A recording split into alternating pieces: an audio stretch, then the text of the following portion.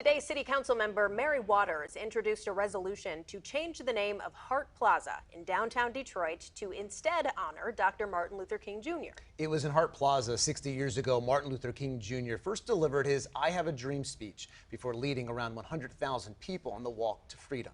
Not everyone is behind this idea, though. Sam Riddle is the political director of the Michigan chapter of the National Action Network. Sam, thanks so much for joining us today. No, and thank you for having me here. You know, this is an important subject because many of us need a history lesson, and we're going to help do that right here. Okay, so we just heard a few minutes ago, you were at that meeting today, and you made your feelings known. You don't support this name change.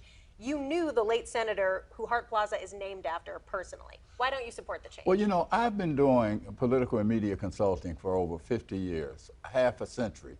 And the one thing that I've learned over the years is that we judge our friends and enemies by their behavior, not their race, not their sexual preference or gender, but by their behavior. And there was no more a patriot than that military veteran, Phil Hart, who like me is also a graduate of the University of Michigan Law School.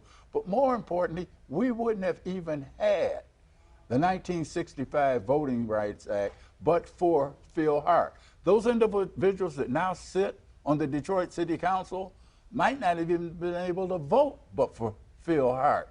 And see, when you change the name, you're erasing history. And you're erasing one of our strongest supporters, Phil Hart. You know, if DeSantis were to go around and just erase Martin Luther King's name off of every street, off of every statue in Florida, and he's capable of doing that, as he said, you know, he's minimizing slavery, an American shame.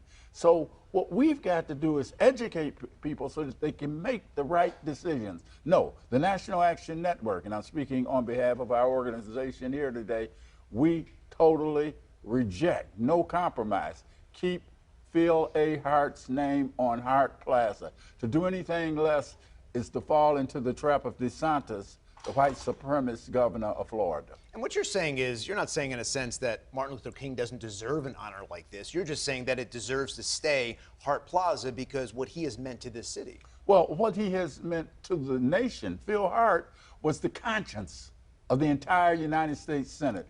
Only Phil Hart could have worked the floor and gotten the 1965 Civil Rights Act passed. You know, I want to be able to have black children ask their parents or teachers, who was Phil Hart? That's something the Governor DeSantis in Florida does not want white children to ask. What was slavery? Who was Martin Luther King? They attempt to revise and erase American history. We can do better than that. And that's not the America I served 4 years honorably in the United States military for. Now, if someone's just reading the headlines, not looking for the context, and they hear someone opposes naming something after Dr. Martin Luther King Jr., there's a certain kind of response. What has the response been?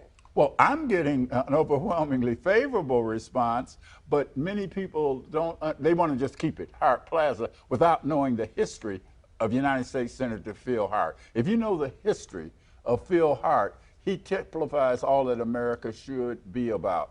And I believe that we've got to stand by those that stood by us during the dangerous early days of the civil rights struggle in death as we did in life, because they stood with us, and we will stand with Senator Phil Hart because he was a complete American, and he took the heat when it was real hot out there, and we'll take the heat for Phil Hart. Martin Luther King Jr., you got a national holiday. Everything is named after him. It'll never be enough in terms of the assassination and all that. But one damn thing about it, we're not going to desert Phil Hart. We do have to go, so give me a yes or no here. Do you think at the end of the day it will be changed? No. Okay. Well, Sam Riddle, political director of the Michigan chapter of the National Action Network, thank you so much for being here tonight. Thank you.